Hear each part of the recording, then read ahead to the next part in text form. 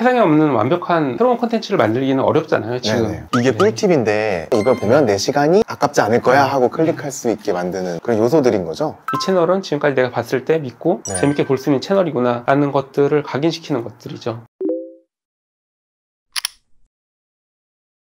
유튜브 많이 보시는 분들 중에서 1사이프를 모르는 분들은 없으실 것 같아요. 빼놓지 않고 봤던 게 소비더머니, 브라기 월드도 너무 재밌게 보고 있어요. 진짜 2030 세대들이 되게 관심 있어 하는 분야를 되게 잘 기획해서 만드시는 것 같아요. 처음에는 크리에이팅 뉴스로 시작을 했는데요. 생각보다 조회수나 구독자가 많이 늘지 않더라고요. 어느 순간 이제 정말 유튜브스러운 콘텐츠를 이제 제작해 보려고 고민을 했었어요. 그래서 이것저것 해보다가 한 3년 동안 40개가 넘는 코너를 제작을 했고요. 20개 이상은 코너가 이제 사라졌고요. 네네. 살아남은 것들이 소비더머니, 브라기 월드, 존슐랭, 월드 클로즈업이라는 코너도 좀 많이 사랑해 주시고요. 인디아나 존스라고 미스터리를 다루고 있는 그런 코너들로 이렇게 넓혀졌습니다. 그렇죠. 지금 생각해보니까 그 굵직한 콘텐츠들이 다 페르소나가 있네요. 인플루엔서가 이 코너의 주제에 맞춰서 이야기를 풀어가는 방식이 특히나 소비더머니는 엄청 인기가 많았잖아요. 지금도 많지만 소비더머니는 지금도 여전히 인기가 많고요. 네네. 기자님이 말씀을 너무 재밌게 하셔가지고 맞습니다. 되게 긴 영상인데 저는 모르게 빠져들어서 아, 그렇구나. 약간 시간 순삭 영상이고요. 코너마다 컨셉이 있고요.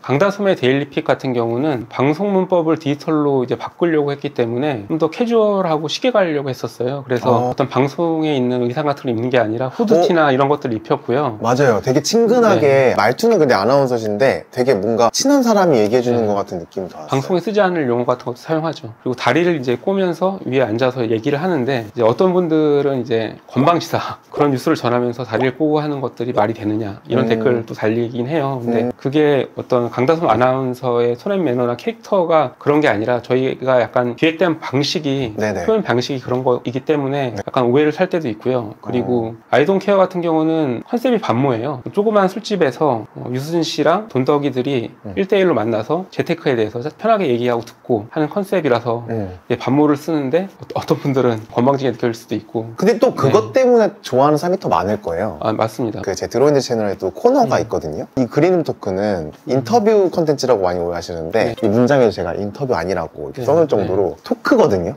그래서 게스트분을 모시고 저희가 하고 싶은 주제로 서로 얘기를 하는 거라서 약간 오해하시는 분들이 왜 쟤는 게스트 모셔놓고 지가 많이 더 많이 냐 이런 그런 분도 있는데 준비된 질문만 하고 답변하고 이게 아니어서 재밌게 봐주시는 분들이 있거든요. 기획할 때 약간 어려움이 있어요. 모든 기획자나 뭐 제작자들은 컨텐츠가 다르길 바라잖아요. 그래서 자신만의 컨셉과 자신만의 취향을 녹여내야 되기 때문에 다른 방식으로 표현하는 거고 하다 보면 이제 그런 것들이 맞지 않으신 분들도 있고 이미 구독하고 계신 분들한테 거부감을 줄 수도 있기 때문에 그런 것들을 유지하면서도 이제 반영하려고 노력을 많이 하고 있고요.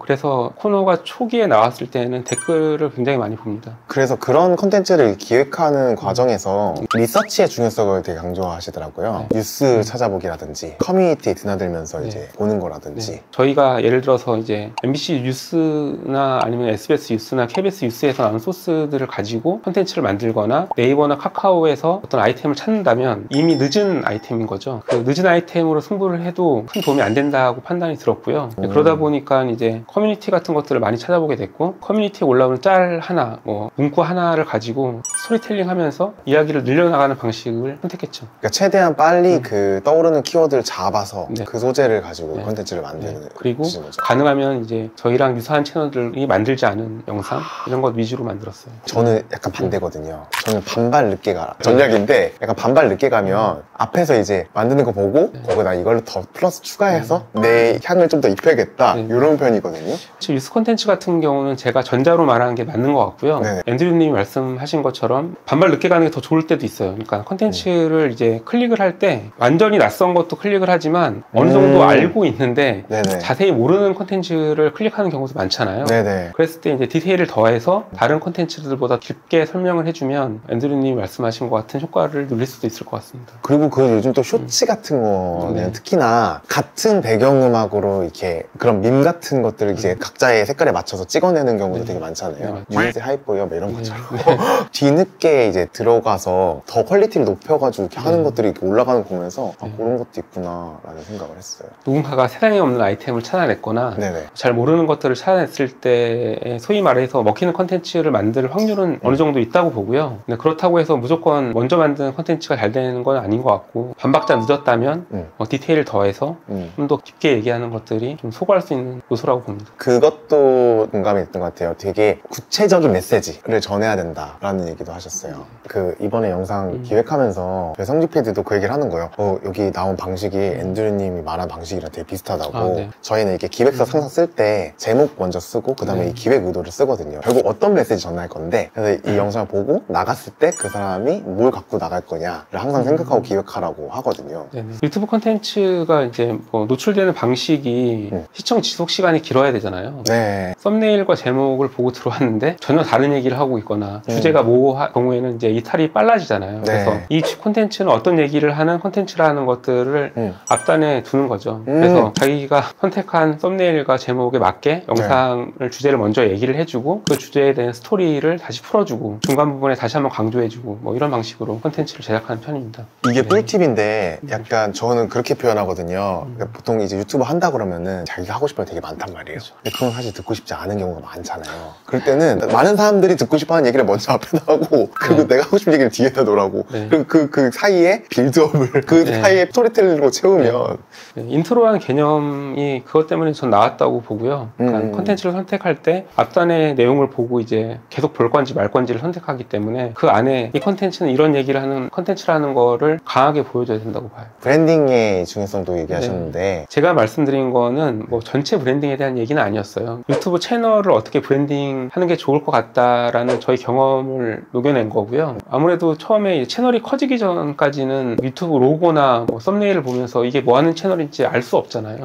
다 낱개의 클립들을 소비하기 때문에 그렇기 때문에 저는 채널을 관리할 때 브랜딩이 필요하다고 생각을 하는 거고요. 채널의 정체성이나 취향 같은 것들을 로고나 썸네일, 뭐 슬로건 뭐 이런 것들에 녹여내서 사람들이 그 썸네일을 보거나 그 로고를 봤을 때 아, 이 채널이구나. 이 채널은 이런 얘기를 하는 채널이구나. 이 채널은 지금까지 내가 봤을 때 믿고 재밌게 볼 수 있는 채널이구나 라는 것들을 각인시키는 것들이죠. 그런 일련의 과정들을 저는 채널 브랜딩이라고 생각을 합니다. 저도 그러니까 결국 그 하는 목적은 이걸 기억해서 다시 돌아오게.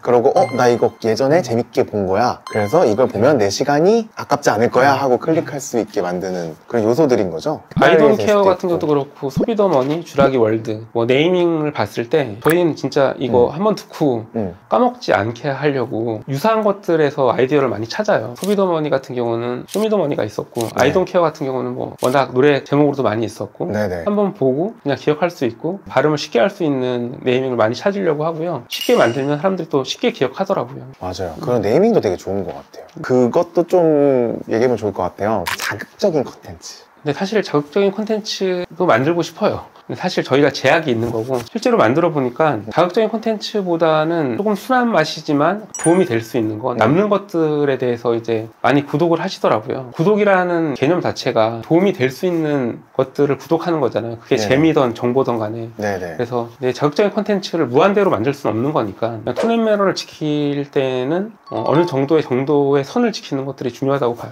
예능이든 아니면 그게 뉴스 콘텐츠든 그래도 꾸준한 톤앤매너를 유지하면서 도움이 될 수 있는 콘텐츠들을 만드는 게 중요하더라고요. 저는 자극적인 콘텐츠가 위험한 게 자극적인 콘텐츠로 유입된 구독자는 자극적인 것만 찾는 경우가 많거든요. 짠 음식 좋아하는 사람 짠 음식만 먹는데 나는 짠 음식 만드는 채널이 아닌데 그런 짠 콘텐츠로 유입이 많이 되면 뒤로 갈수록 불리해지는 거거든요. 그러니까 저희 같은 경우는 뭐 몇십 명 이상이 같이 만드는 채널이다 보니까 의사소통을 약간 줄이기 위해서는 이 정도가 자극적인 것이다라는 것들에 대해서 내부적으로 어느 정도 인지하고 있어야 되거든요.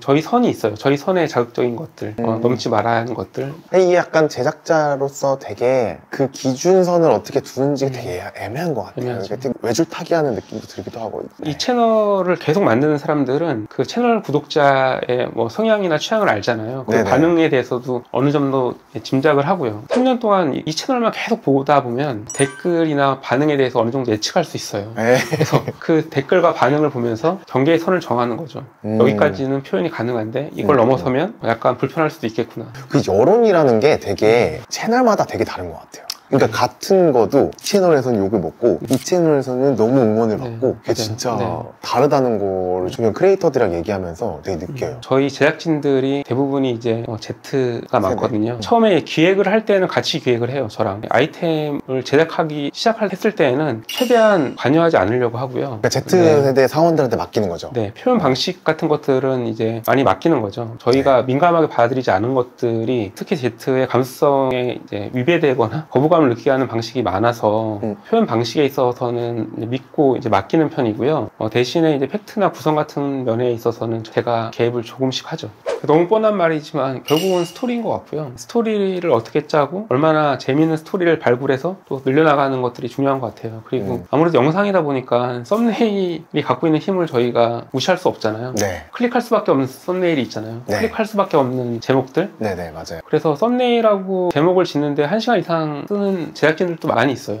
얼마나 재밌는 컨텐츠, 스토리를 찾아서 만드는 것과 어떻게 잘 포장하는 것과 이런 것들이 이렇게 어우러졌을 때 터지는 컨텐츠가 나오는 것 같습니다. 세상에 없는 완벽한 새로운 컨텐츠를 만들기는 어렵잖아요, 지금. 네네. 그래서 기획을 하다 보면 자기가 맞춰져 있는 상황과 조건에 맞춰서 컨텐츠를 만들어야 되고 우선 많이 보셔야 될 것 같고요. 많이 보면서 이제 자기만의 팁을 만들어 나가는 거죠. 그 채널의 성장 방향은 사실은 본인한테 있어요. 지금까지 얼마나 컸는지에 따라서 앞으로 어떻게 크는지가 사실 그 안에 있어서 이 책 자체가 이렇게 따라 하시거나 이런 것들을 배우시면 성공한 SNS 유튜브 채널을 만들 수 있다라고 정해놓고 쓴 건 아니었고요. 백서로 정리해두고 싶었어요. 어떻게 실패했고 어떻게 성공했던 얘기를 담아내면 나중에 이 사업을 이어가는 분들, 새롭게 시작하는 분들한테 도움이 될 거라고 생각해서 책을 쓰기 시작했고요. 그 책을 보면서 약간 영감을 받거나 아니면 조금이나 도움이 될 수 있게 쓰려고 노력을 했습니다.